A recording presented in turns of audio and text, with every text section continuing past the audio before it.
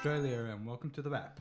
My name is Franco and joining me as per usual is Jason and Dean. Dean's back. We're recording that. I thought that was a practice run. Yeah, so did I. But no, we were fucking talking. We were just talking over the top. No, Franco's going ham. Going straight in, no John dilly-dally. Hopefully I said the date. If I didn't, it's the 15th of January 2017. We are broadcasting from the Progressive Bubble. It's quite warm in the bubble today. We have a little bit of a breeze, but It's cooler here. You know, Malcolm Turnbull says we've got to tighten the belts and give tax cuts to the rich, so there's no air conditioning. What? We lose our air conditioning so they can get tax cuts. Someone's actually doing what Malcolm says. That's weird. Won't be the Liberal Party though, will it? No. Firing straight off into douchebag filter. We have to know, Dean, that myself and Jason have independently both seen Rogue One. Now we can Oh my talk God, about we can talk about Rogue One. Now, Yes. I've also independently seen Westworld over the break, so we can now actually talk about that too. Are we all up to date on Westworld too? Yeah, All of us? Finally. Excellent. So you got multiple topics you can now cover. I'm no longer being the anchor in that particular discussion. Okay, so first of all, Rogue One. So I'm going to say douchebag filter, but let's be honest. There's nothing we could possibly say. There's no spoilers for Rogue One. If you've seen a Star Wars movie, there's no surprise. Especially if you've seen A New Hope, Yes, because It ends where it starts. Yeah, exactly. nothing So- we I can- love that touch, that it ended exactly where the next movie started. I thought that was great. I thought it was pretty good as well. Great movie or the greatest Star Wars movie? No, Empire Strikes Back's still better, and I think A New Hope's better. So we came to this agreement before as well. I think easily the third best Star Wars movie. Yeah, no, for sure, better than Jedi. Better than Jedi, better than any of the prequels. Oh, that's not hard. Yeah, and even I took though a shit this morning that was better than the prequels.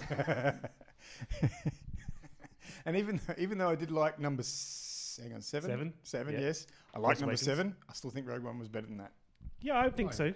The interesting thing about Rogue One for me was the fact that they reshot 60% of the film and it still came out pretty good. I was worried when they were. What was the reshooting for? What was there any particular reasoning? Or? Didn't like the tone, so they reshot a bunch of scenes, especially the ones with the heroine, Jin. I can't remember her name. Yeah. So if you watch the early trailers, there's a bunch of stuff that happens in those trailers that does not happen in the film anymore. Oh, all right. And Yes, I remember those. Yeah. Like running scenes through the through the waters and stuff. yeah. Like there's a bit with Krennic, the Imperial guy, at the beaches walking through, and Jin running down the beach with the plans. None of that's in the film anymore. Yeah. There's bits with her running out into the thing at the end, and there's a TIE fighter that comes up out of nowhere. That's not in the film. They reshot right. quite a bit of it. She They was did- signed for 2 movies, Oh, but they killed her. Yeah. Oh, sorry, spoiler alert. spoiler Spoiler alert. alert. It's She ain't gonna be back. yeah. This is a big spoiler alert. So switch off now. for the Everybody next- dies. Everybody dies, and I do love that touch. That was quite good. I was reading something about I don't know if it was like a signed contract in terms of the handover between Lucasfilms and Disney that there'd be no bleeding of standalone movies into the standard law.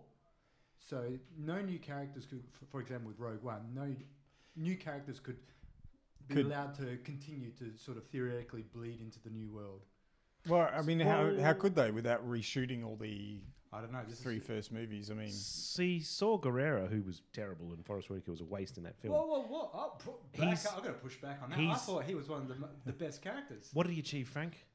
What do you mean? What was the purpose of that character? All If you his- took him out of the movie, would the plot change in any way? No. No, it wouldn't. yeah, but let's be honest about the plot, shall we? It's very simple. The plot devices were many, just superfluous plot devices. I think I was talking about the master switch, which literally was a big switch on a panel in the middle of just in the middle of a field. Or as I was talking about, they can do travel with light speed, but can't automate retrieving of data. Yeah, there's no online retrieval. They got to go and manually manipulate a crankshaft to move up and grab the disc. There were a few things I thought, while I love the film, anyways, the point I was making, Saw Gerrera is from the Clone Wars cartoon. Yeah. So it's already bleeding Disney into Disney. But a few things I thought were interesting were that planetary shield thing they had, which for some reason was not around Endor. They had this moon that's projecting this force field for the Death Star, but they don't bother to protect the planet. Clearly, they figured out that this is a bit of a flaw. Maybe maybe it was just more expensive. I don't know. They didn't have the number of contractors to build a Death Star and a world-covering shield. I don't know. You know, budgetary I constraints. feel like Dean. having watched all of them now, there's that line in Jedi where Luke says to the Emperor, "Your overconfidence will be your undoing," and he's like, "Your faith in your friends will be yours." That's kind of backwards. You know, Luke got captured. He's like, I'm gonna fucking turn Vader, and he nearly died. If Vader hadn't turned, he died. The only reason the Emperor lost is because Vader turned on him. Right? His faith in his friends was actually his weakness, not his overconfidence. Whoa! That's an interesting point to take. Actually, I didn't really think of that. There's a lot of the irony overconfidence involved. around The irony. Yeah, It's a rather subtle irony that isn't really well known in the Star Wars franchise. yeah. And I was thinking about it more because you're watching the early Death Star stuff, and it goes all right. They delayed it for a long time. Those first tests couldn't even blow up a planet. How the fuck can you defend Saw Gerrera as the planet's exploding? I'm coming back to you now, and he's just like, "You go, I'll fight the explosion." And he just he was done running. He was tired. He was tired, He was an man. old man by that He stage. was mostly metal. He was done. He was done. He was breathing through a tube and all. Why crazy did he shit. decide at that one moment he was done? Well, I don't know. There was a big wave of Earth approaching him. I really enjoyed the Saw Gerrera character. I thought Forrest Whitaker created quite a unique. I think he did a lot with minimal material. Yeah, there was. Considering past attempts to create new And interpretations of characters in Star Wars, and if you wanna- films have been very poor. And if you want to call him a disposable character, well, let's call 90% of the cast in that disposable. You didn't learn who they are, what their motivations were. They assembled a vast number of these elite commandos that we're all meant to care a little bit about, but no backstories. Who cares? Didn't have a name, really. They all died. They all died. For an unnecessary character, I enjoyed his performance. There were a bunch of unnecessary. I'm sure they're just selling toys. That the Force Jedi who wasn't a Jedi, Selling toys, guy yeah. with a stick. He's just like, the Force is with me. I can't be shot. The Force is with me. I can't be shot. The fuck is the point of him? He was a cool character, but he didn't do The much. tank. Yeah, the guy with the big gun, his The mate. vacuum cleaner on his back. Yeah. Like a lot of those guys are like, yeah, you could have cut that, and the movie probably would have had better pacing for it. But fine, whatever. I think they needed to add a bit of colour to what essentially was a boring plot line. Without that colour, you would have got bored, I think, along the way there. Maybe. I was pretty happy with the battle scene at the end. Well, I like how the guy wanted to assassinate. What's Jin's father's name? That guy, the scientist. So he was approaching the base on whichever planet that was on, that stormy planet that they were on, just hoping he was going to take a stroll outside. Obviously, he had his sniper rifle, and he was just going, "Well, what do you know? He's coming outside." In the That's rain. rather fortunate. Especially considering the ambient temperature and weather on that rock. Yeah, planet. it was like, but no, that was his plan. He was just going to wait for him to take a stroll, go out for a smoke. Maybe they got the plans in advance. They noticed it had an outhouse. You got to come out eventually. We'll just have lots of space Mexican delivered with extra beans, and eventually he's going to have to come out. Yes. What do you think of the Empire pilot who ran away? They didn't get. I mean, there's another guy. They didn't go into his motivations at all. No, I thought I was a bit worried at first, but I thought he was okay. Yeah, no, he was okay, but then that's what I mean about disposable characters. Nearly all of them, except for a couple of central characters, were entirely disposable, interchangeable. Yeah. Because that pilot, you don't know why he decided to turn on the Empire. To be fair, Wedge Antilles from the original I trilogy don't like being fair. also was he went to the Imperial Academy, was trained as a TIE fighter pilot, and you don't know why he left. Presumably because the Empire are dicks, but they never cover it. It's just he went off to the Academy, and now he's playing X-Wings for the Rebellion. Yeah, but people like being on the winning side, so if they're dicks, they. The other thing that kind of, like, as much as I love the film, don't get me wrong, but those cool new ships they had, the U-Wings, and then the TIE Strikers, which have never been seen again, like these troop-carrying rebel ships, really cool. Why haven't I seen them again? Those the TIE Strikers for atmospheric flight, very cool as well. Because I always thought TIE fighters, they're not going to fly in the atmosphere; they've got fucking wings. Yeah, Cool, but never seen again. Oh well. This is what happens when you do prequels. You start putting cool things in. People are like, well, why didn't you? That was do cool that later? in the original. Why didn't they that do work? that? Yeah. My partner, who I went and saw the movie with, did not pick the CGI character, Grand Moff really? Grand Moff Tarkin. It was well done. Nah, I couldn't deal with that. The other ones where I was But fine. it was well done. Yeah. Yeah, so did I. And no, there was definitely. I go, well, I could understand people picking up something wrong with this character because there was that genuine air of computer graphic. Yeah. Well, it's because everything around him's all crisp and his face is kind of blurry. It's like he's being shot with Vaseline on the lens. I'm more in a noticed crisp, the jerky clear, movement. ultra 4K digital scene. Yeah, but no, it was pretty well done. I thought Leia was fine at the end. I couldn't. I mean, even, aside from the fact I knew that Carrie Fisher's not that young, it looked good. And Yeah. the red leader and gold leader they But used. there's also not as many scenes to really dwell on that character like they did with Grand Moff Tarkin. There was Yeah, it's plenty of an scenes. interesting thing. I don't think the CG is going to age well. I think 10 years from now you look back and you're like, fuck, that's terrible. How did they get away with that? I already feel that way when I watch the prequels. I remember when the Final Fantasy movie came out, which was the cutting edge at the time, and I thought, wow, that was amazing. But really, looking, yeah, you're right, it doesn't stand up. Ben Mendelsohn, I didn't even pick him in there. Who was he? He was the head dude who was in charge of the Death Star. Krennic. Krennic, yeah. That was Remember that name. oh, of course. Ben Mendelsohn. I was going, there's something for me about that guy. Wow. It wasn't until the credits rolled I went, Ben Mendelsohn. Still didn't pick him as that character. I had to go For back me, it and was check. KTSO. I didn't pick Alan Tudyk. Who? Alan? Oh, From Wash, from Firefly. neither did I. There you go. Who was he? KTSO, the droid. The droid was awesome. Oh, Love the droid. the droid was good. He was actually unlike Jar Jar Binks in that he was there to break tension, but he didn't completely remove the tension and make you think, oh, for fuck's sake. He was a dick. A welcome dick. Yeah. And he fucked off appropriately. He went, "Yep, okay, I'm out. But it was adult humour. And, Yeah. the whole film followed the Empire Strikes Back sort of approach. It's dark and not Yeah. necessary for kids. I quite enjoyed Blue Squadron. I liked that how when they invaded the planet and the shields came back up, and it was just the Blue Squadron guys who were not in A New Hope, obviously, because they died, and Red and Gold Squadron were stuck above fighting. I thought that was kind of cool. It was nice to see Yeah. all this other stuff. And No, I thought the Moustache on Blue Leader I thought was a really good 70s mo. Yeah. The space battles and that were absolutely freaking A grade. The only thing I didn't like, did the Death Star destroyers look like Lego planes for some reason? I don't know why. It looked. They've always had that kind of issue. Yeah. But, the Hammerhead cruiser just apparently they ram things. That's what they do. Yeah. Once again, if it's Apart- a shitty movie, that would piss you off. But since the movie's so The rest of it enjoyable, was good. you don't care about these. It pissed me minor off a little- bit. Did it? Yeah, there's just the amount of thrust it had, and then the mass it was trying to push, and And to make it, the sheer amount of inertia it seemed to have out of nowhere. I was like, how are you? and then it carved the other Yeah. one in half. Yeah, it was. I went, okay. I'm fine with that. Yeah, but look, there were small complaints about the film. Yeah, very small. On the whole, I loved it. I thought it was great. Yep. Enjoyed. Looking forward to the Han Solo standalone movie. I am because it's got Childish Gambino. So playing what's Lando. the talk around the next standalone movie? What position in the timeline is that set in? It's a Han Solo prequel. So prequel to A New Hope still set it around about the same time as Rogue One kind of thing, possibly, or before Rogue One. Wouldn't be? I mean, they've got. I don't know who their cast as Han Solo, but they've signed Donald Glover, Childish Gambino, as Lando, and he's probably not too much younger than Billy was when he filmed Right. 4. That's right. Yeah. So I'm just trying to figure out where So they're maybe 10 years before something. where they're going to wedge 8 it into years, the 10 years? timeline. Yeah, it'd be interesting to see what they do. The sort of the darker side of the Outer Ring. It's kind of cool. Okay. So Westworld. love now. Only 3 episodes. Ah. 4 episodes in. Fucking Thought I was doing a good thing. get your shit together, son. I only get to watch a couple episodes a week because I've got to download it. Yeah. It's good. It's good. So we really can't say anything. No, because you'll spoil it for me. And I don't want to be spoiled. Yeah, it's good. I liked it. You are a I'll delicate leave it as flower. that. I liked it. It was good.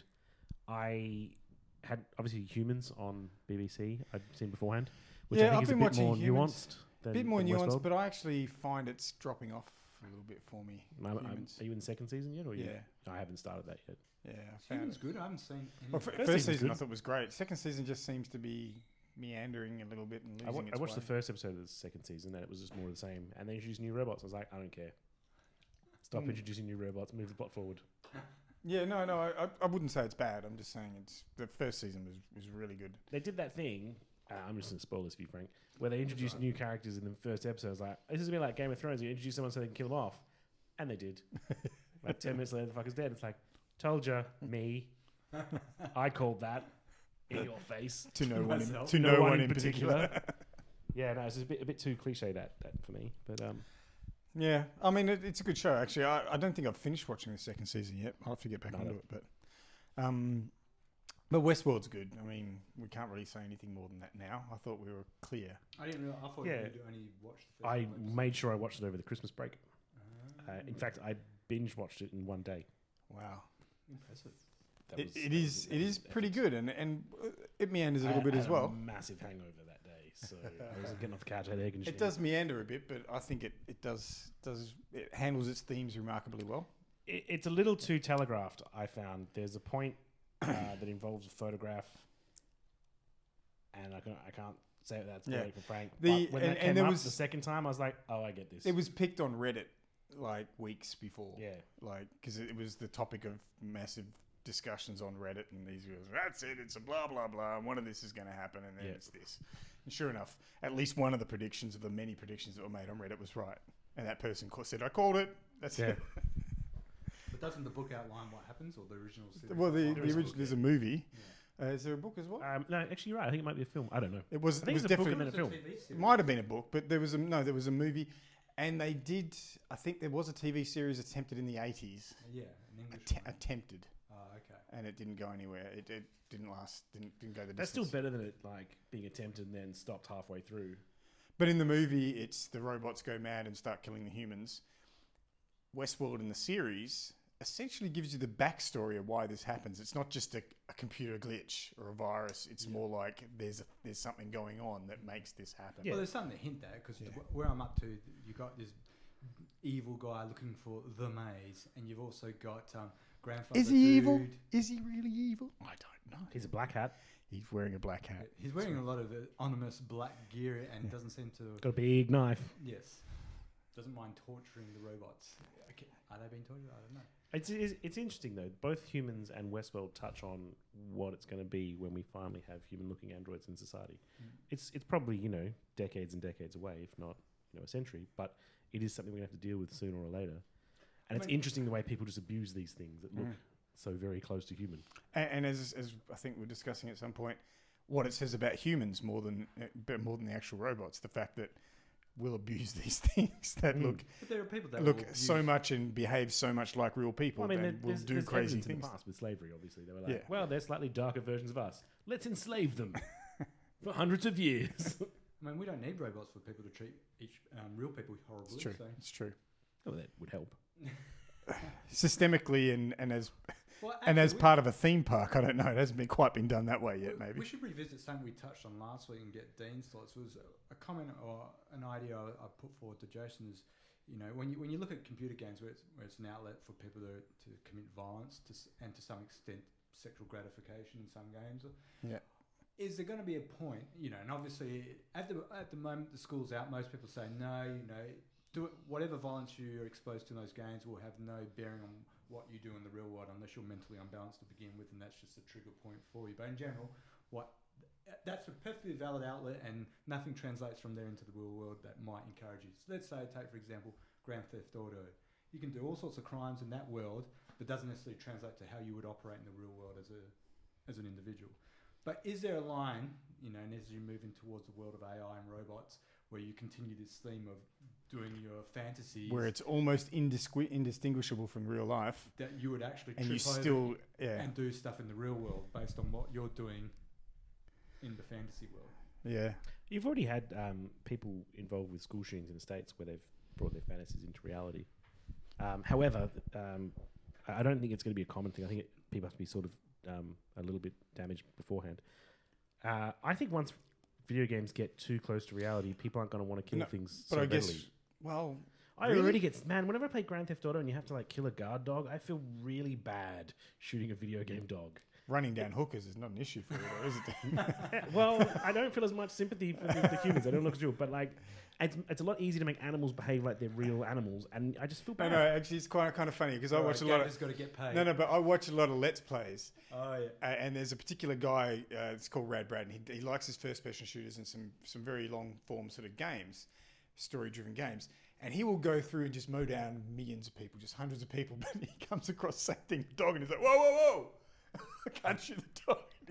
And he's like, I think at one stage there was a game that made him kill a couple of animals, and he was like, oh man, I'm really bummed out. It doesn't feel good. I think it's a lot. But yeah, that uncanny valley doesn't exist as much with the cross-species boundaries. If it behaves enough like a dog, you're like, oh, it's a dog. Yeah. Maybe I can befriend it. Nope. Well, at the moment, there's no tactile experience when you're playing video games. But if you went into it's not engaging enough of the senses. If you went into something like a Westworld where there's tactile and tangible things you can hold to commit violence and a physical 3D object that responds to that violence, would that create a scenario where when you went back into the real world, you're not seeing the delineation? I think people would come back with PTSD. They'd go in there to play some horribly violent game. They come home and they'd just be a shaking mess on the couch. It's possible, yeah. It's very possible. Look, the same arguments were made against rock and roll, that it was going to turn children towards the devil, and then video games. It happens over and over when something. I don't think it's quite analogous. No, it is a bit. The older generation's always like, this is the devil's thing. I get you. So perhaps we are being grandpa, but I don't think it's quite analogous with the advent of rock and roll. Should I get off your lawn? And in that, because I don't see a problem with current day games and things like that, but I'm fearing for the future a little bit more as to what they are. I'm just curious. Can it progress to a point where yes, it isn't? Yeah, because I mean, some people say I certainly think it can, because, like I said, I feel bad when I kill virtual dogs. It progresses to the point where it's close enough. It's like doing a bit of amateur psychology. When you commit a certain act, it's supposed to open up pathways in your mind that allow you to repeat that act more easily next time, sort of thing. So, which is why a psychotic might be able to commit the first murder and then bang, that next one comes really easy. It's like, once again, damaged individuals to begin with. I'm just wondering, like Franco, if this creates the damage. If the games can create the damage that caused this issue. Well, obviously, in a damaged individual, this is just their stepping stone into what they would naturally want to do anyway. But I'm wondering for people who aren't damaged, whether it can create great bludgeoning that dog that I didn't know would be great fun. I might try that in the real world. I know. I feel like they're damaged in the first place. It's very possible. Yeah, I don't know. I guess we'll see. So the last thing I wanted to sort of touch on... I have one as well. Oh, okay. Oh, go ahead. No, my question was, you were mentioning how you got engaged in a 5-hour Elder Scroll raid that was only meant to take an hour. Yep. How does that bleed into taking 5 hours? No, I know how that bleeds. Shit just goes wrong, Frank. You start the raid. You've got... How many people would be committed to it? 12. So you got 12 people all involved, all wanting to complete this. All at the right time, synchronized. Yeah, and you've got it set up and it's going. And you're hitting certain stumbling blocks, and you're going back for retries, and you don't want to quit because it's so rare that you can get this number of people together. And you've already invested 4 hours or 3 hours or whatever it is at that point in time. But you start off thinking this is only going to take an hour. Yeah, it should have been done in ways less than an hour. Yeah. But it took 5. But then you got some people in your 12 who don't know the raid very well, and they keep keep tripping up. And our raid leader is like, he's explaining the mechanics. He's like, all right, at this point in time, no one fucking moves. If you move, you're going to make explosions. You're going to kill other people. Fucking every time, man. Someone would move. They weren't listening. Look, I got to admit, when it came to those sort of raids and those kinds of things, I was often that guy. Yeah. And I was getting a bit angry because the guys said they apologise, and they have that I'm really stoned voice. And you're like, God damn it, why have I got a stoner here? Yeah. Well, because I love. He doesn't remember shit. No, I have pity for you. However, I completely understand that guy. I love playing those games stoned. Yeah, look, and there's easier content. Anyway, look, yeah, that was why I was. But yeah, so World of Warcraft was my poison, and you'd have 5-man or 20-man raids. You get 20 people together. Yeah. Then you're in for the duration to try and get that shit. Yeah, you don't want to be that guy that's like, I got to go, guys. So especially because I was normally the main healer or something like that. So it was like I'm kind of invested. I got to stay. Harder to replace. Less healers around. So you're fine. Oh, yeah, I have Australian Idol news. Did you get through it? Yes, we did. You did. Okay. So I have Australian Idol news. Oh. Shannon Knoll, a man who came 15 years ago was robbed of first place. Came second in the first Australian Idol. Has been riding the wave of mediocre fame. Yeah. Well, he's just been arrested in Adelaide while on tour for assault charges out the front of a strip club. The Crazy Donkey, I think it's called. Or Crazy Horse, something like that. Either way, Knowlesy's been arrested. All I know is it isn't fair. He's had enough and he wants his share. Is this harking back to a song of his? It's What About Me, yeah. It's not really his song. It's a cover. It's a cover. He did a cover, that's right. But Knowlesy's been arrested, which I think is news all Australians need to know. I wonder what initiated the assault, but does it even matter? Probably. Well, apparently he was heard to be shouting, "Don't you know who I am? I'm Shannon Knoll." No. Which I think is wonderful. I'm sure they knew exactly who you fucking were. And the bouncer goes, I know you're Shannon Knoll and you're still not coming in here. I'd like to think they didn't know who he was and they just said, don't care. Yeah. You were a nobody 15 years ago. I know they didn't know who he was. He said, don't you know I'm Shannon Knoll? He's like, well, if you were Guy Sebastian, we'd let you back in. But sorry, mate, you came second. Once again, he's managed to ride. This is Guy. Sebastian. He's managed to ride a little bit higher wave. But he didn't overplay his hand either. He was fairly quiet afterwards and went into production. But he's the love child of corporate recording companies. Absolutely, but he doesn't write his own songs. He played it much closer to his chest afterwards. Where I remember he sort of disappeared for a little while, then he came back doing production work and all sorts of other stuff, like doing a lot more of the grunt work without just being a star rolling out in the front and singing songs. So I got a little bit more respect for him, but still Australian Idol. You don't respect Nosey? well, even after this, he's firmly entrenching his Aussie bloke image. Well, maybe it's a rite of passage. Getting a biffo out the front of the strip club. In the cold chisel genre of music, like in rap music in the US, if you go to jail, it adds to your street cred. Getting into a fight in front of the Crazy Horse might add to. Well, actually, to be honest, he hadn't been in the news for some time, had he? I hadn't heard of him. So not music news anyway. Any publicity is good publicity for Shannon Knowles at the moment. Well, what's he going to get out of an assault? He's going to get a slap on the wrist. And isn't he married? I feel like his wife's going to be pretty upset with him. I could be wrong. I'm not saying she's going to be upset because he went to a strip club. I think she's going to be upset because he's in the media after getting in a fight at the front of a strip club. It's like, come on, Knowlesy. Can she be any madder for him coming second in Australian Idol? I don't know. True. She still married him after that, so that's just harsh. It's harsh. That's it. That's my douchebag. Okay. That's my douchebag news. Well, that was an extra long douchebag, Phil, but we had a lot to get off our chest. And populated with some actual douchebag. with Knowlesy. Yeah. What do I have? Glorious ex-Minister of Health, Suzanne with 2 S's, well, 3 S's technically, Lee, not Lay, Lee, who was, interesting enough, born in Nigeria, believe it or not. Oh, wow. Lived there till she was 13 before her parents came out to Australia. Had to stand down. Big believer in numerology as well, which is why did nothing wrong. Susan did absolutely nothing wrong, but had to stand down. Yes. Well, apparently. Well, she won't admit to doing anything wrong. The mountain of not doing anything wrong, way down. The mountain of nothing that she did wrong. I think what actually sunk her was when Bronwyn Bishop leapt to her defence in the media. As soon as that happened, I just could imagine you, if you were Susan up, Bron. Lee, you'd be like, "Really? You don't need to say anything, Bronwyn. It's fine. I got this, Bronny." Well, not only did Bronny leap to a defence, which in and of itself and attack socialists at the same time, but it was socialists against capitalism had brought down Susan Lee.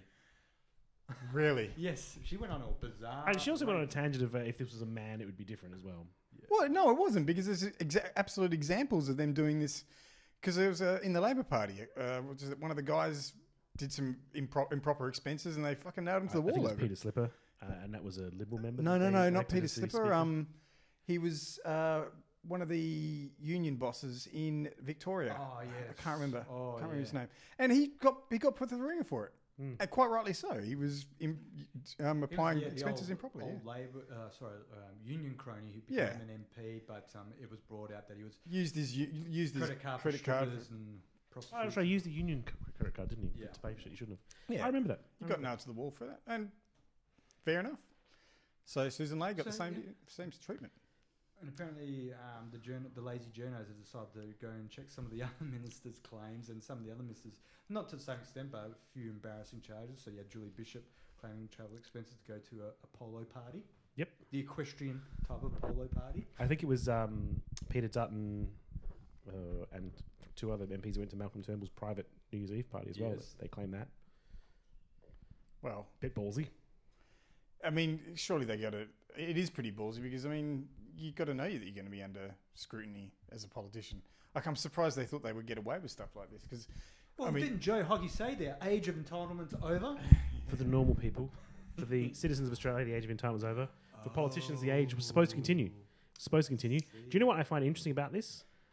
With her standing down, Malcolm is now going to have to appoint a new health minister from his very shallow pool of talent. Ever-dwindling pool of talent. However, there is a man on the backbench who has experience as a health minister under John Howard, and that man is Tony Abbott. He won't go away.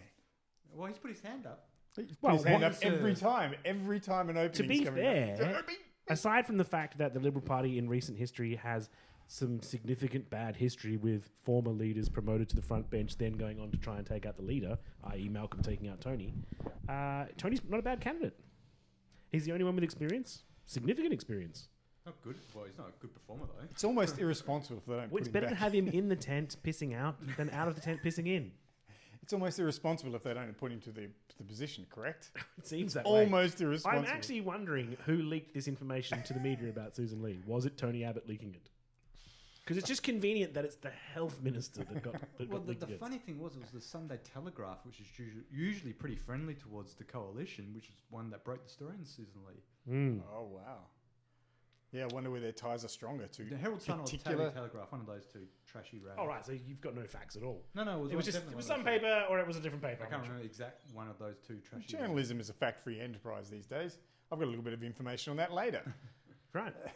The funny thing about all of this for me, the funniest thing about this for me is that Malcolm Turnbull really desperately kind of needed a clean slate and I was a going to good ask. start to the year. So And he's not getting it. Susan Lee is one of his kind of supporters. Is another one of She's his. actually factionally neutral. Okay. She's not firmly aligned with either faction, which is why she didn't have a lot of people defending her. I believe she was a Turnbull supporter. Yeah, but not a staunch one. But old Malcolm, he needed a clean slate and he didn't get it. He just, I mean, the last year we had the census fail. Mm-hmm. This year we've had a Centrelink fail. Mm-hmm. So key government infrastructure that they keep telling us is fine. It's the age of innovation. We're going to automate this. It's Agile going to be government. okay. Agile governments not working. Then while they can't get tax collection right or welfare payments right, then the expensing breaks. It's only the 15th of January. He's had two major crises. At the tail end of last year, we had George Brandis, and this is still going to carry on to this year, and his war with Justin Gleeson. I can't imagine Brandis is going to stick around much longer, but again, if he goes, shallow talent pool, who are you going to put up? Christian Porter, conservative aligned, probably a Tony backer. That's not going to look good. Scott Morrison's not doing great things in Treasury. He's really not. It's looking like we might enter a recession, Well, he's Scott. performing well that he's keeping out of the news, and that's pretty much the bar that Turnbull's working at. Yeah, he's really turned that budget emergency around into a business as usual. It's not an emergency. We're not going to be able to pay this back. There's going to be no return to surplus. Just there's not. It's true to say this government's showing all the agility of an arthritic wombat, right? It really, unfortunately, really is. Yeah, and Malcolm himself is really not performing. Like he just keeps floating these policy ideas that then he backs away from. And speaking of things still yet to come out, February is when Malcolm has to release how much money he put into the campaign. His re-election campaign, which is going to be embarrassing for him because I imagine it was most of the money because no one likes him and it's not fair, Mum. So I'm looking forward to the return of Tony Abbott. I'm not 100% sure it's going to happen, but it seems. Well, he's running. It just seems a little bit like Tony's orchestrating things behind the scenes, and he's doing a good He's job. a master puppeteer, isn't he? Yeah. He's just Well, look who he had to put in as acting health minister, Arthur Sinodinos. Yeah, Mr. who, I don't remember. was stepped down from the front cabinet because of the ICAC stuff under the Howe government. And Yeah, stuff. this is So running that's out the of best they could find. running out of people. they're Turnbull running fine. low. So So she's stepped down from Susan Lee's stepped down from the position from the Voluntarily ministry from the cabinet position, but she's still serving. There's no danger to her as a. Her I seat. don't think they could afford her to stand down, like her to lose her seat. But what does it take to make a minister make an elected official stand No, down? the Liberal Party would not I want mean, her to do what do they have to do to force the issue? I mean, how illegal does the activity have to be to make someone actually? that. I don't think what she did resign? was illegal. It's just immoral. I don't know. It didn't pass the pub test. Are you claiming money under false pretenses? It sounds like fraud, right? She did go and do government business while she was there. She just didn't have to do it. Okay, so they're She took a lot of trips with her partner who has businesses in Queensland to do news announcements and stuff at the front of hospitals. That's the thing. It's just not really a good look. It didn't pass the sniff test. Okay. Was it Troy Buswell's sniff test or I think just in general sniff test. because he's known for his Beagle sniff tests. Buswell. Yeah. Although I'm wondering how she got away, like with the chartered planes on commercial routes. Like She Fair- chartered aircraft. well, the thing is, She's a commercial pilot, and in order to retain her license, she has to fly 3 times a year. yes. So she chartered a plane which she flew, and then she charged the government for that Oh, flight. oh my God! Come on, Well, no, illegal. Again, not necessarily illegal, just not really that moral. And it was like, so the thing is, No, fucking illegal. she's Come on. she's from the New South Wales seat of Farah. Now, it makes sense that with a lot of the areas she goes to visit, she uses a charter plane because there's no commercial routes. It's really difficult. It's one of the biggest seats in Australia. However, using a charter plane to go, from Canberra to Gold Coast, don't need a charter plane for that. It's commercial routes. Yeah. And she was, a $2,000 business class seat, which she's entitled to, versus $13,000 charter plane.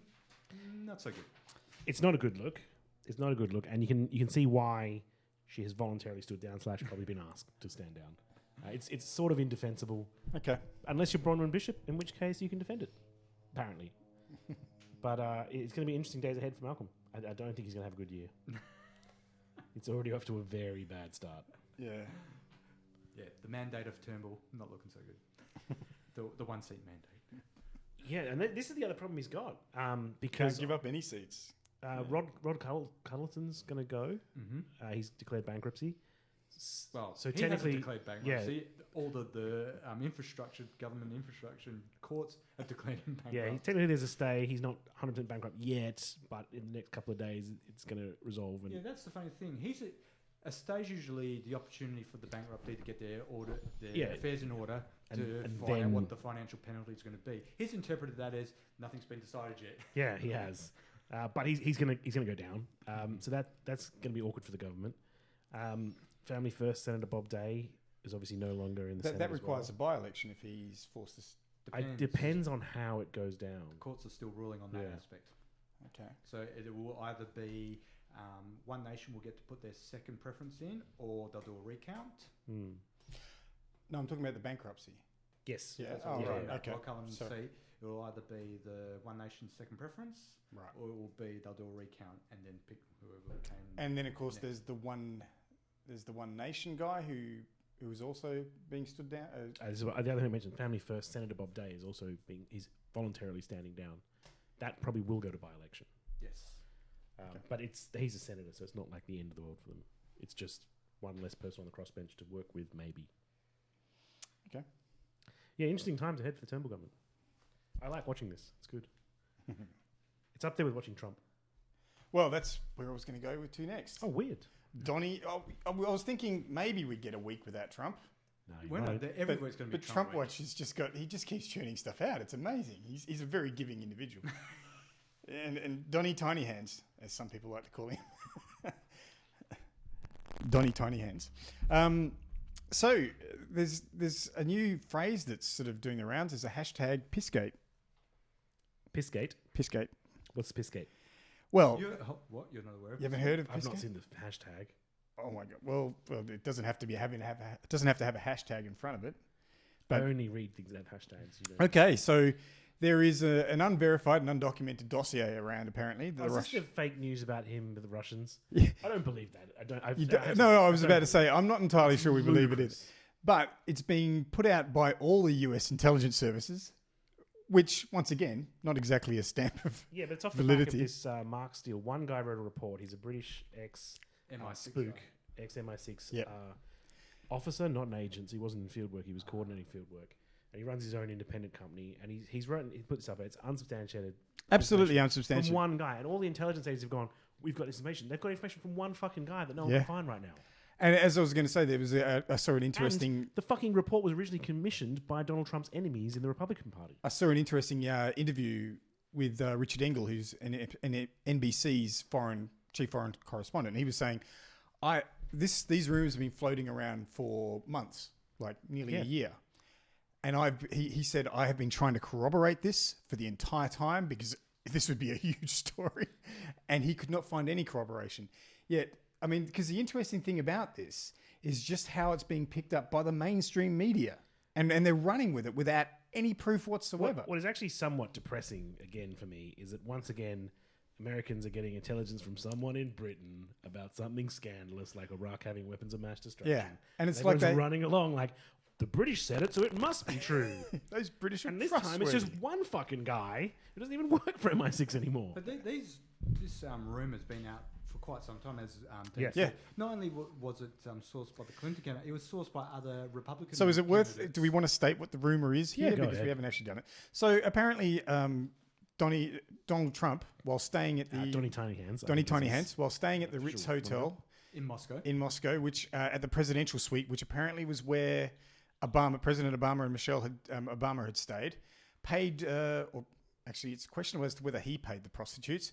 There were prostitutes that he directed to urinate on or around each other on the bed, on the presidential bed, so to speak.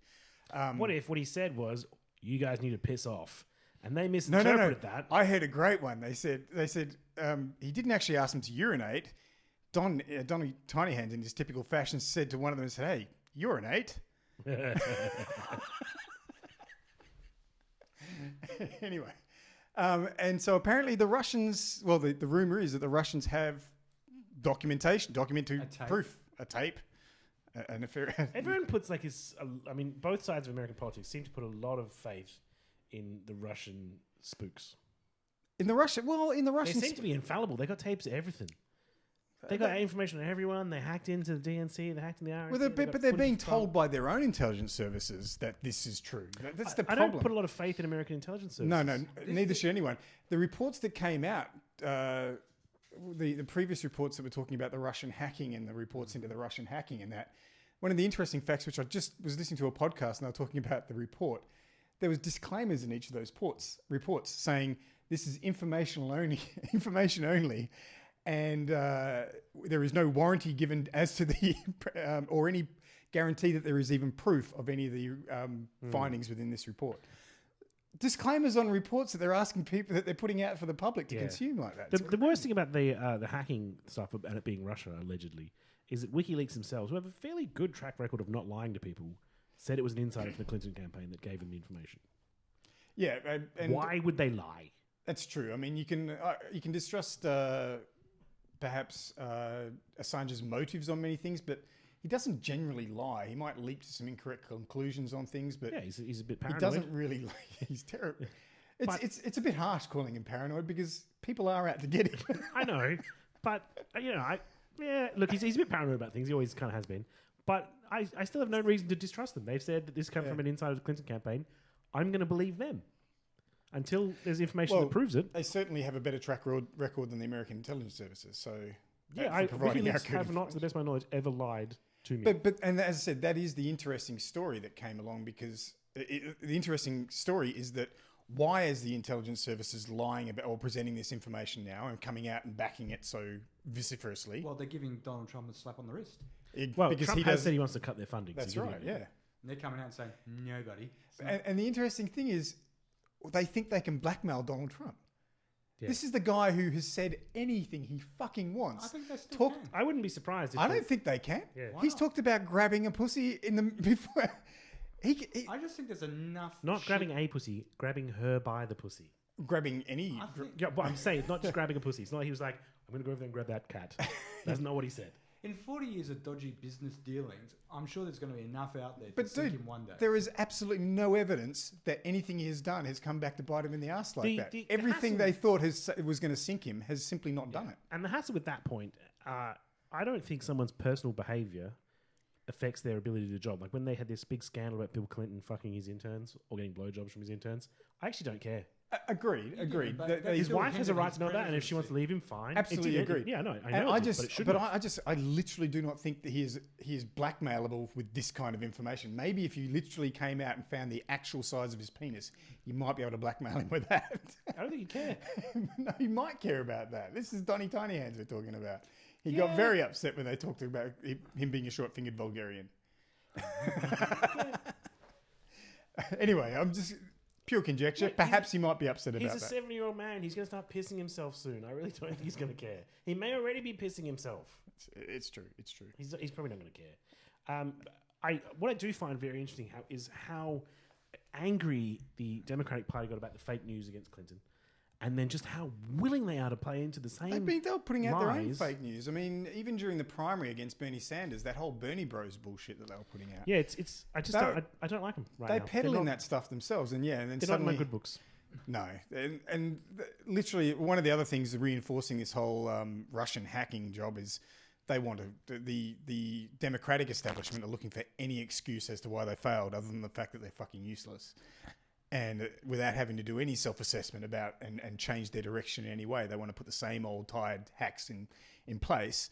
And this is one way they can come out and say it was beyond their control by Yeah. saying Russia. It was Russian doing it. And, apart from the fact that, there's been evidence put forward of America Doing the same thing. to other doing the countries. same shit to everyone else. Well, So- the funny thing is, though, they didn't lose. They won the popular vote, but they sat on not changing anything to do with the collegiate system of who gets to be the president. They sat on that. They could have made attempts to change that. Didn't. Yeah. So they only had themselves to blame. They also knew it was a collegiate system, and they didn't bother to. They didn't. They had a firewall. Exactly. We're not. And gonna they didn't campaign as much as we in the could. states where they needed to campaign, and even though they knew that, as you said, it was a collegiate system. And They relied on big data. Wasn't so big in the end. yeah. Yeah, no, like they made horrible mistakes, and it's cost them. But anyway, so more fake news, because that's all we can really call it at the moment is fake news, because there's no evidence being provided as to. I wouldn't be surprised when Trump takes office in a couple of weeks now. A week now, isn't it? If the head of the CIA loses his job, wouldn't be surprised. Yeah. I No don't. one would miss him either. so. Yeah, look. I'm sure he's gonna hack into the agency. And he but- and Trump would get a PR bump out of that. yeah, No, he Because is it Clapper? James Clapper is I currently believe so. yeah. and no, it's Because the head of the FBI is clearly showing his Clapper's not Comey's FBI. Comey's FBI, but Comey's Clapper's clearly on Trump's NSA. side. Yeah, he's shown his cards. Clapper's NSA, and there's the other guy in the CIA, and I cannot remember Yeah. his name. But no one likes them, if he got rid of any of them, it would only be a PR bump for Well, Donald. yeah, but I think Comey's safe. I think the FBI are probably because he came out against Clinton during the campaign. That's right. I think Trump would be willing to keep him around, but the other two boys, nah. although You're going to Trump, lose your jobs. Trump has kind of been happy to stab anyone who's been his supporter in the back. I don't know, happy, but he's easily influenced by his core transition. Have you had a chat Yeah. with his first two wives? He was quite happy to throw Chris Christie a bone, and Cushion's the one that bundled Christie out. Yeah. This is true. So for instance, and I'm a bit Well, segueing- Rudy Giuliani removed himself from contention for a position in his cabinet, so he didn't. He's now being put forward as their cyber czar. Yeah, but he removed himself from contention. He didn't. Did he you hear did not about- get a position? He's removed himself from contention now. Yeah, and now he's coming in as Now there's the. offer. It's not really a cabinet position, but it's a cyber security czar because he runs a securities firm and stuff like that. But apparently his website is incredibly insecure, and in fact has been down Or for the is last it a 2 weeks. honeypot waiting to lure hackers? Hey, who says Rudy's not a genius? Put a bit of it's true. caviar and vodka there to lure the Ruskies in. I'm just wondering, just on a sort of similar note, how does Trump navigate his way in picking people and stuff, or is it his, transition team? How did Bill Sessions, what's his first name? Bill, Bob? Jeff Sessions. Jeff Sessions get nominated as the pick for Attorney General, who was too toxic for even the Reagan Republican Yeah. government to nominate to the federal court. Who nominated him? I don't think. Why would Trump go out of his way? Wouldn't to that be nominate a known pretty much racist? Wouldn't that be the KKK dude? The Breitbart. Yeah, because guy. He would I'm love going Sessions. to suggest to you why.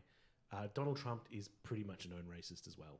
True, but I thought he wants. but the to distance wants to Breitbart handle the it Breitbart bad guy on would this. definitely be a pro Sessions, Yeah, and he's the one of Trump's Chief of core staff, isn't he? supervisors. Yeah, I see I where think you're coming from. has he been named chief? But anyway, he's Yeah. right in there. Yeah, so he would definitely be That pro makes Sessions. sense. If he's too racist for the Reagan government, then he's probably perfect for the Breitbart dude.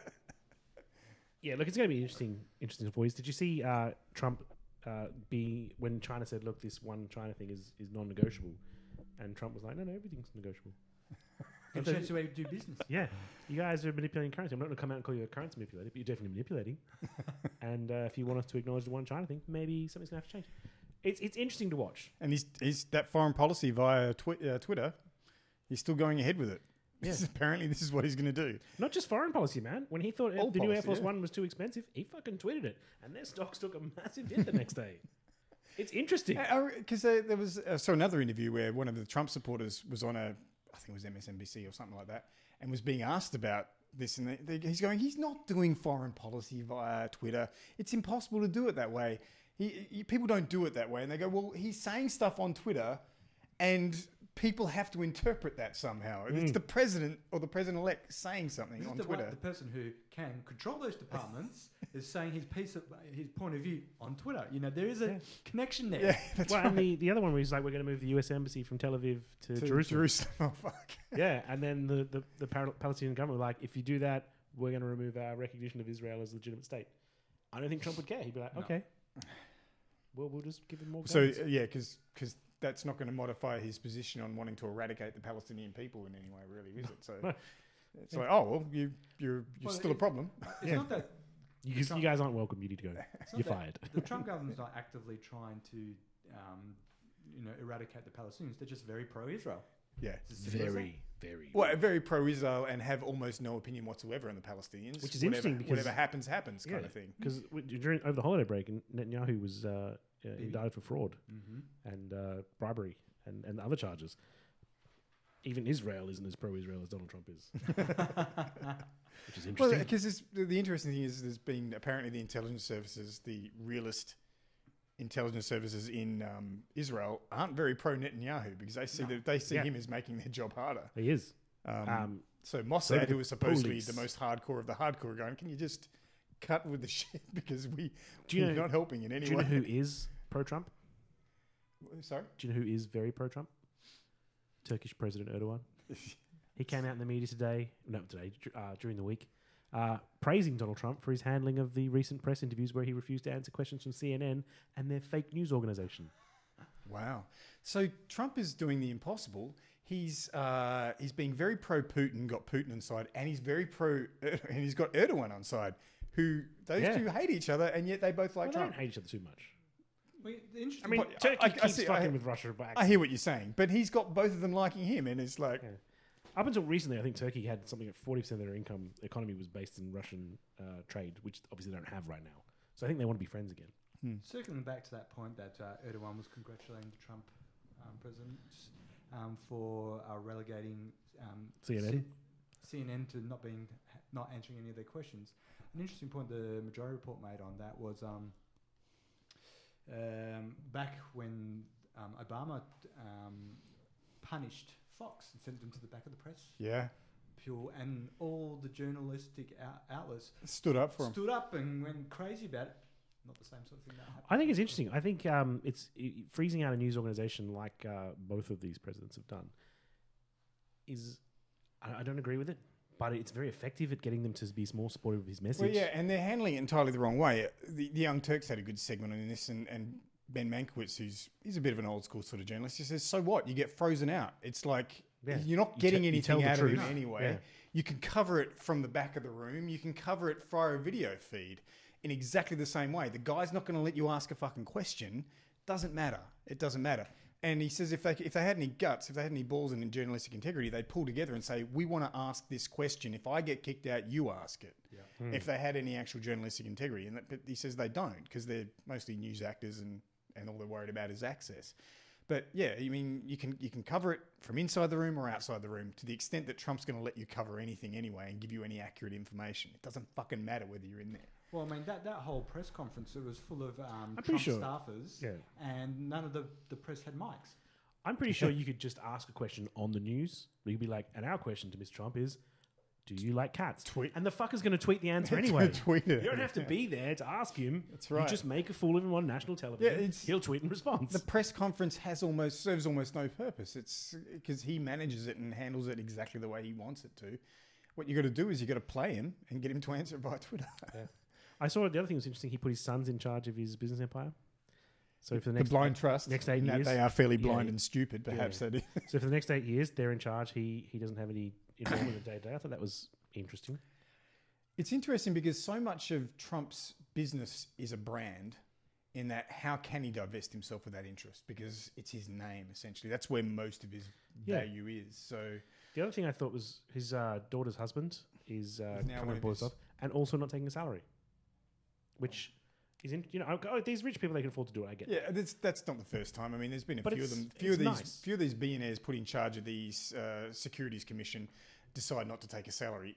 Big fucking whoop. I mean, they're earning billions of dollars before. They're going to walk back out the door and get more billions of dollars again. And, Yeah, but and they're going. Their payoff is that we can get in here and we can get our companies to make. I'm with you, right? Malcolm Turnbull, does he take a salary? Possibly, I don't Yeah, know. he does. Well, $400,000 a year. I just it's Fucker's it's, got 200 million, Jason. Does he really need Yeah, that but what I salary? mean is, it's dropping the Is bucket. Donald doesn't- Trump a better leader than Malcolm Turnbull? Wow, that is a question that needs to be asked. Isn't it? It needs to be answered Donny by someone. Hands, could you tweet us a response, please? We all know you're listening. I think we all know his answer. He's fantastic. He's tremendous.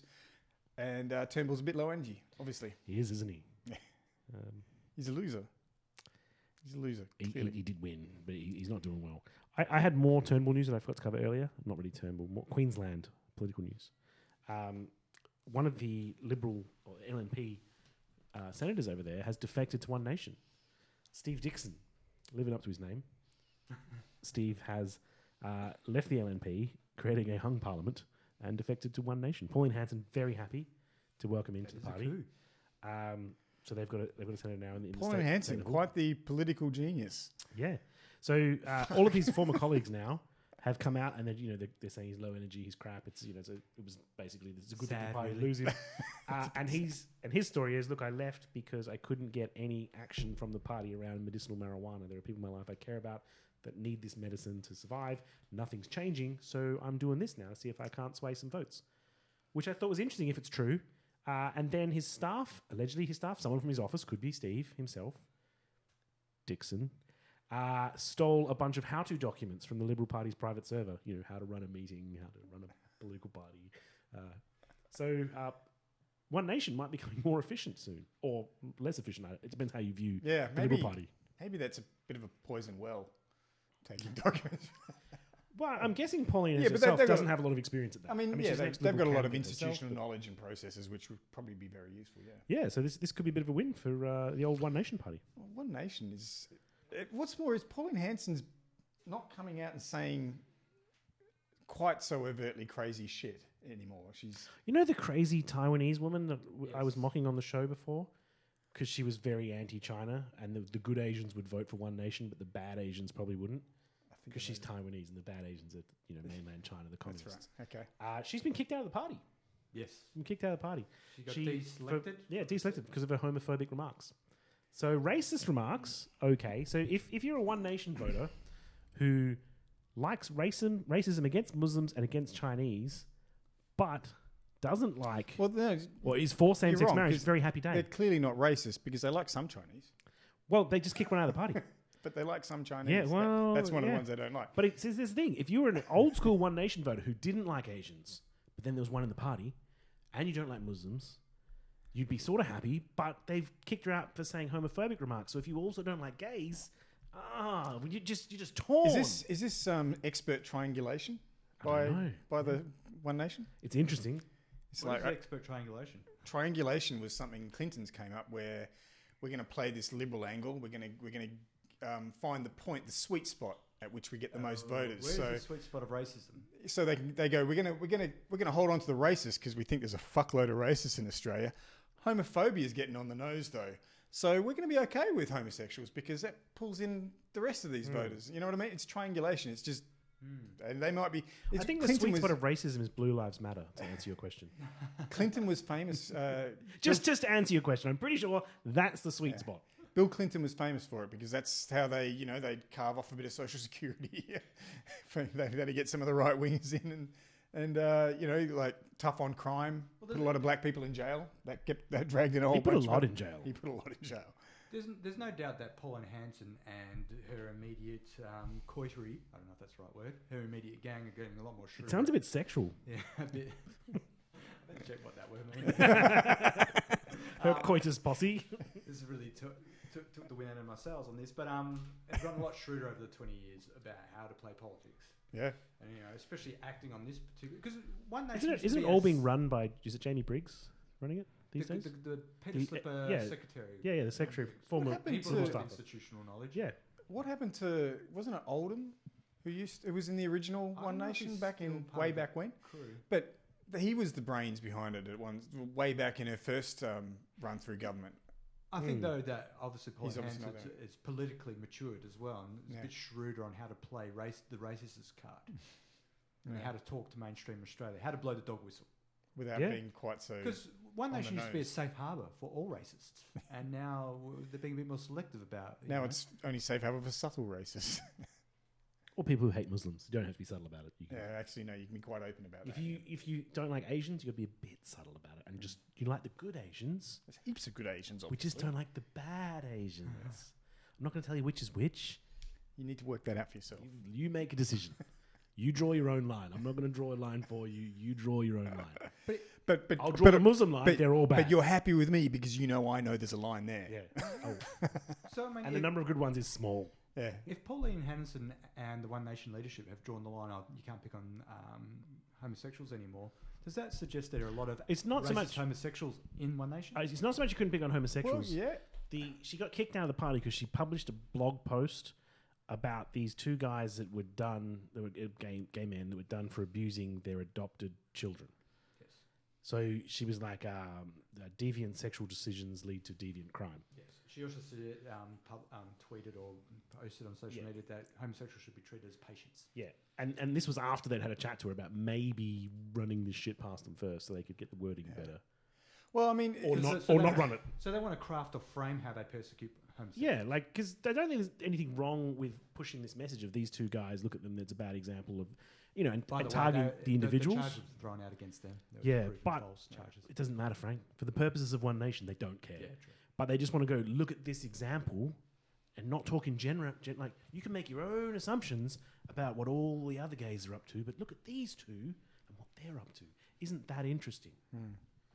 You draw your own line, right? Much like you do on. I think Asian simply Asians. what many of the right wing are finding is that gay people are a large segment of our population, and quite often powerful quite segment. often moneyed as well. Yes, And not just that, but the number of people who know gay people now is because probably it's 100%. more open. And Yeah, it's a stuff lot like more that. open. It's a lot more accepting. Society in general, you go. Yeah, it's We're just not the gays. Like I've got. as I said, 7 friends who are gay. triangulation. It's there's too much of a price to pay for being homophobic now. Yeah. So is See, that- whereas if they start picking on the Muslims, and you're not going to go, some of my best friends are Muslims, you're not going to say that because you'll get lynched by Reclaim Australia.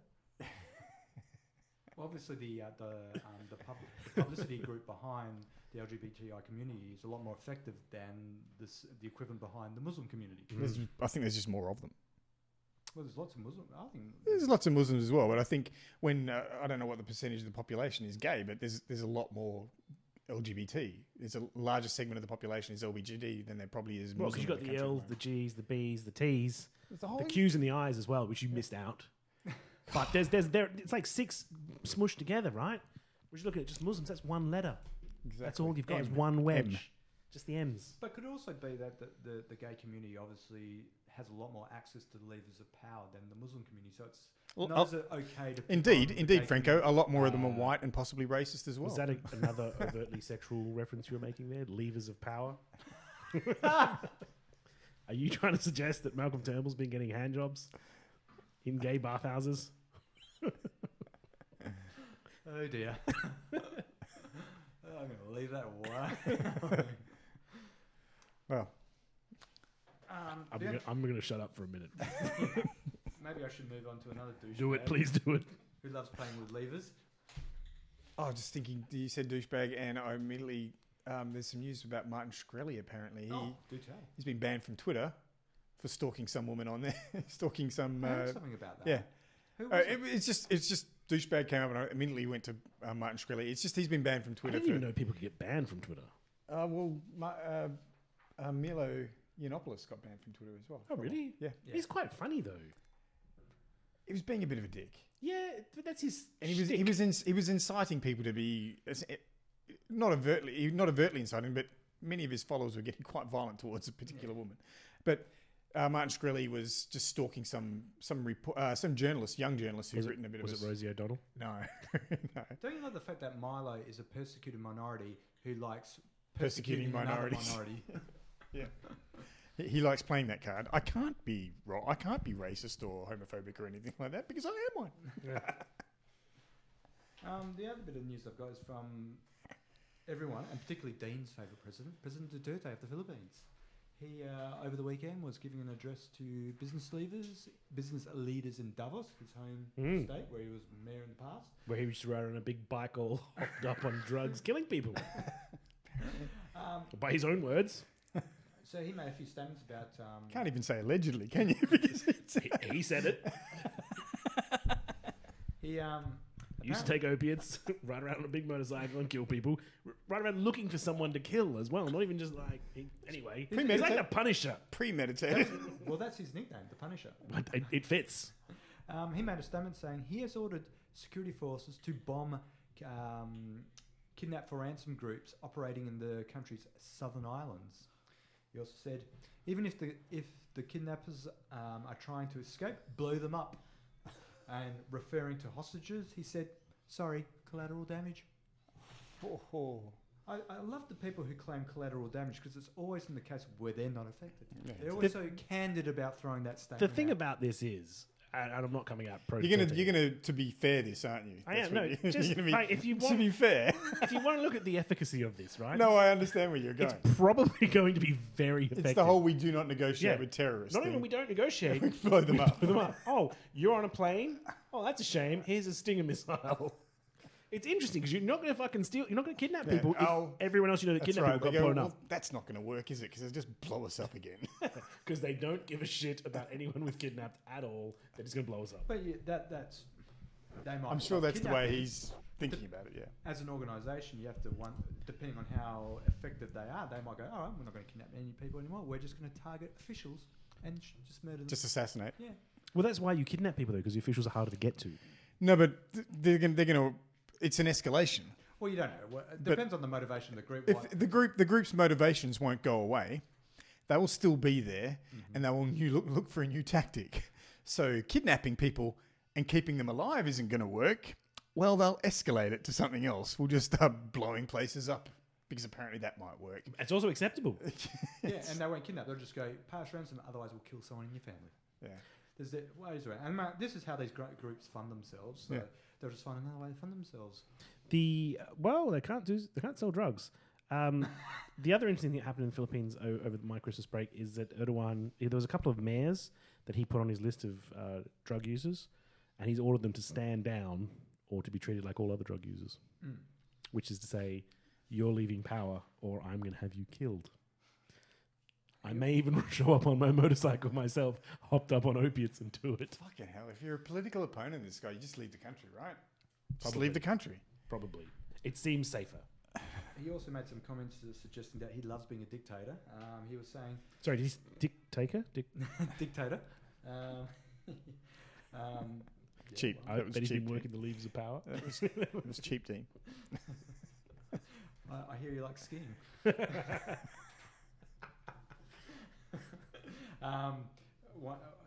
He was quoted as saying at that Davos meeting, I will tell you now, if I have to declare martial law, I will declare it to preserve my nation, period. He also said, I don't care about the Supreme Court. The right to preserve one's life in my nation transcends everything else. No one can stop me. It's pretty scary rhetoric. Yeah. The interesting thing He's a about scary him man. as well, he's an old man as well. 72, I believe. Yeah, so and he's very sick apparently. And a drug user at some point. Yeah. So hopefully not long But see, for like, this one. he probably won't live long enough for someone to actually punish him for all this. Yeah, whether he leaves anyone else in power who can actually punish. Because, can you imagine? Is this guy going to go to another election? Think about this. They're not going to have a fair If election. there's next. nobody left alive in the Philippines, there's no crime. I He mean, could solve this. but when's the next election? Because he is not going to allow himself to be elected out of office. There's no way this guy's going to allow himself to be it's a good voted point. out. It's a good point. I think they're 6-year terms, Yeah, 6 years. so he's got a while. And So it, is- it okay. really depends how far down the criminal direction he's going to go and how far he pushes it. Because obviously, if you Well, he's wiping out his political opposition, so it may be difficult to find anyone to stand against him. Military coups would probably be fine in the Philippines. I don't know. Is the military on side with him? I mean, it could be a case where they don't really mind. Depends how many civilians you have to shoot in the face. well, Marcos got taken out with a popular uprising, so it wasn't a military coup really. It's not like Thailand where the military will step in to restore government. I imagine they would, though. I mean, it's always the way, isn't it? If these dictators step too far out of line, eventually the military generally. I don't know. I'm not familiar enough with how the military works in the Philippines, how well organised it is. It just seems like he's effectively removing anyone who could possibly be a political Yeah, opposition. to political him. opposition's not going to Just- be there. They're being disappeared or told to leave. Well, they're on drugs. And clearly they're on drugs. But different Because kinds of only drugs. someone on drugs He's on would the dare good oppose drugs. They're on the bad drugs. Only You draw someone your on own drugs line. would dare You draw your oppose own him, line right? as to where that is. Good drug, bad drug. Rodrigo's drawn his line. He's on the good drug side. Everyone else on the bad drug side. He's on the drugs that make you go out on a motorbike and kill other people. That's clearly good drugs. I wonder if there has been any efficacy in his war against drugs. Has it worked? Is drug use down? I don't know. Certainly I would imagine self-reported. it's down, Certainly yeah. self-reported drug use is down. Yeah. Yeah, you wouldn't be coming in and telling people I've got drug dependency. No. Nope. No, I'm fine. Fit as a fiddle. Yeah. No drugs I'm here. out. Same. I'm out of stories too. Great show. Thanks for listening to the show. I've been Franco. I've been Jason. I am still Dean. It's good to be back.